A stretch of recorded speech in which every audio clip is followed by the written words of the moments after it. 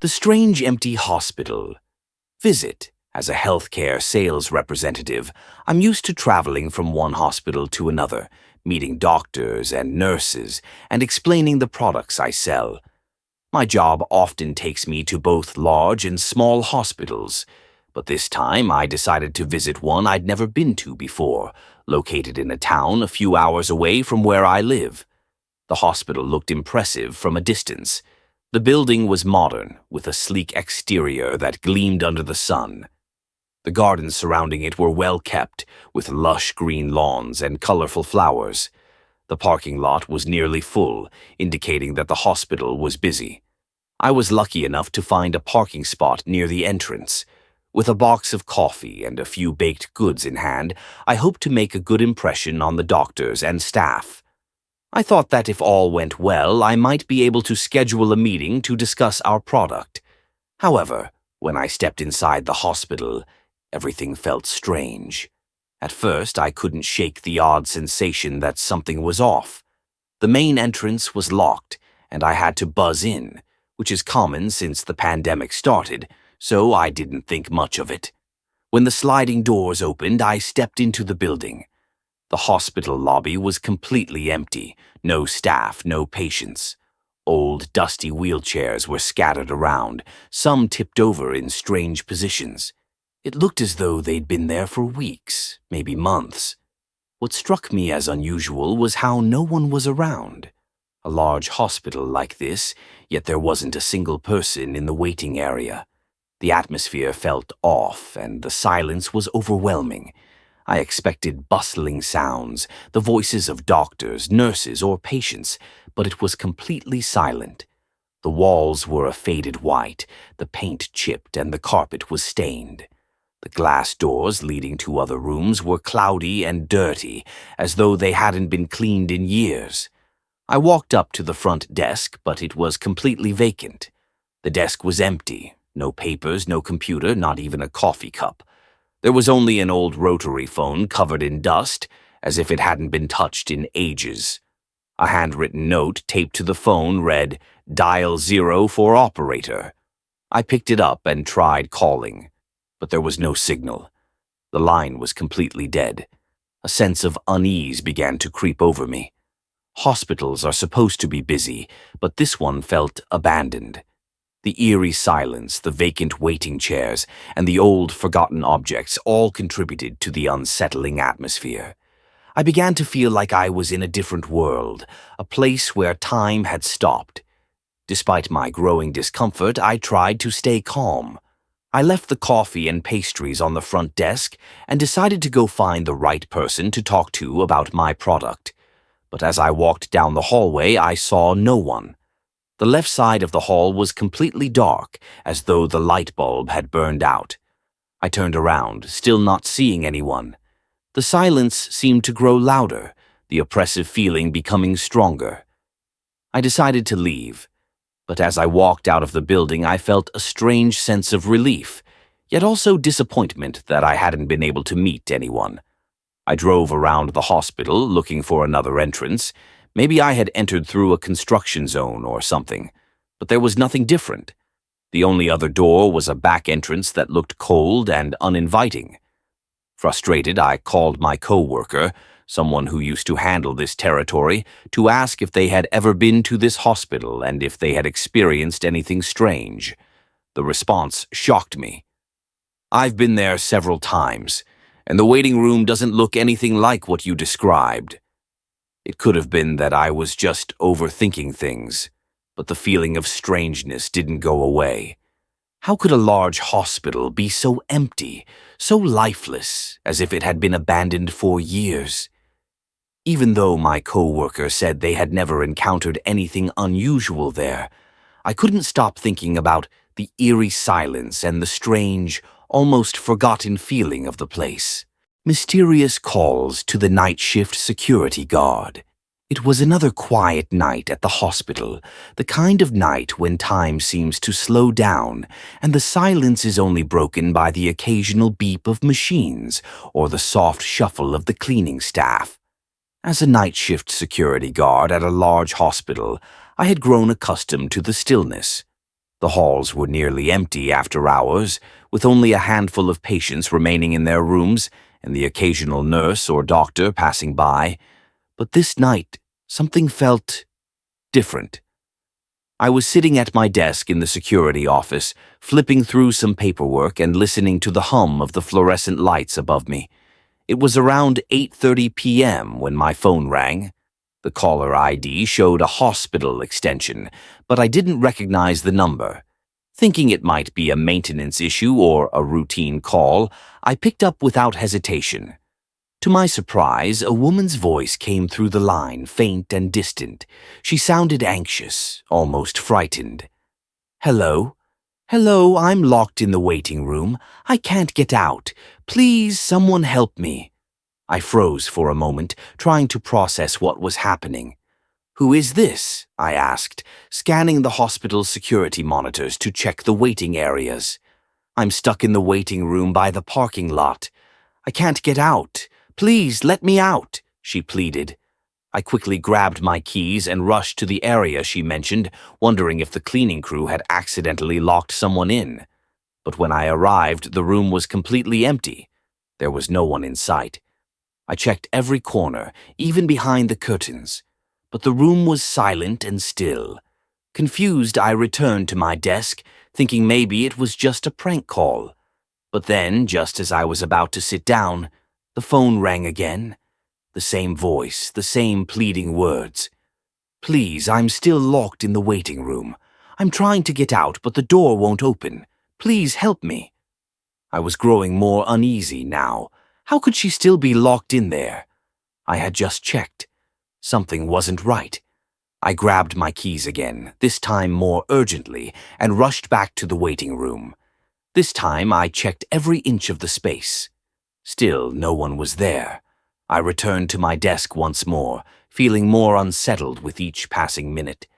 But then another call came through. This time the woman's voice was a little clearer, but her tone had shifted, sounding more confused than frightened. "I'm here visiting my son," she said. "I can't get out of the waiting room. My son is waiting for me. Can you please let me out?" That stopped me in my tracks. No one had been admitted as a patient for hours. The only patients in the hospital had been discharged by 6 p.m., and the waiting rooms were empty. The voice on the other end of the line wasn't matching up with the reality I knew.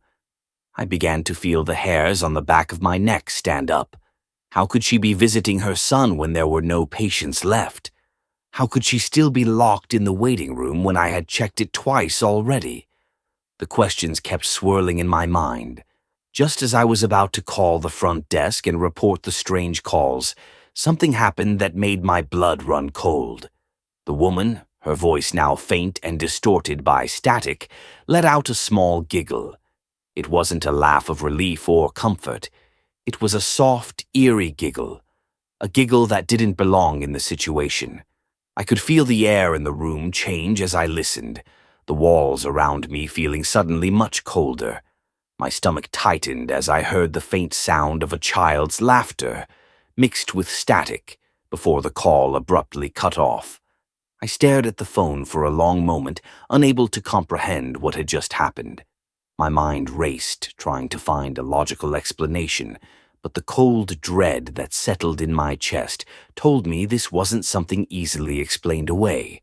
I decided to check the call history, hoping it would offer some insight. But when I looked at the records, I was startled to see that the numbers listed were all inactive. The call had come from nowhere. No phone number, no trace of its origin. It was as if the call had come from thin air. The more I thought about it, the more unsettling the situation became. Was it a prank? Was someone messing with me from inside the hospital? But the laughter, the giggle that echoed in my ears, told me it wasn't just a prank. Something felt otherworldly about it. The next few hours were unbearable. My phone stayed silent for the remainder of the shift, but the unease never left me. I couldn't stop thinking about that woman's voice, the eerie giggle, and the inexplicable calls that seemed to come from nowhere. When I shared the experience with my coworkers the next day, they looked at me with a mix of disbelief and sympathy. "It's just a coincidence," one of them said. "Maybe it was a glitch or a system error." But deep down, I knew something was wrong. I couldn't shake the feeling that I had encountered something beyond the ordinary. Maybe it was just my imagination running wild from the long shift, or maybe it was something more sinister. I never found out who or what had called me that night, but I couldn't forget the feeling of being watched, of hearing that ghostly giggle, of realizing that there are things that happen in the quiet hours of the night that defy explanation. Haunting stories from a father's stay in an old hospital. My father had always been a man of few words, a practical thinker, and someone who didn't give much weight to superstition or ghost stories. But when he began to share his experiences from his time at a state hospital in Jamestown, North Dakota, something in his tone shifted. His usual calmness gave way to a quiet unease, and as he spoke, I could hear the weight of memories that still haunted him, even decades later.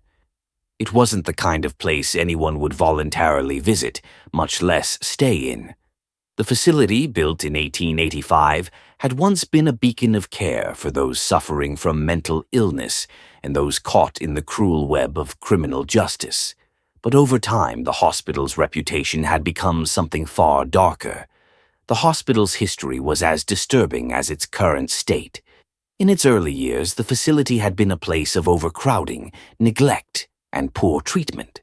By the time my father arrived in the late 1970s, it was a shell of what it had once been. The building had undergone multiple expansions to accommodate the growing number of patients, but with little regard for the quality of care or the well-being of those housed within its walls. By the time reforms were finally implemented in the 1950s, the damage had been done. The stories from the old days were chilling. The superintendent had been fired in 1937 for mismanagement, replaced by political appointees with little to no training. The patients were treated more like inmates, their needs ignored, and many were subjected to brutal, inhumane conditions. By 1949, the public outcry over the hospital's treatment of patients led to the exposure of the horrific neglect, including reports of malnutrition and medical malpractice. The building had become a prison as much as a hospital.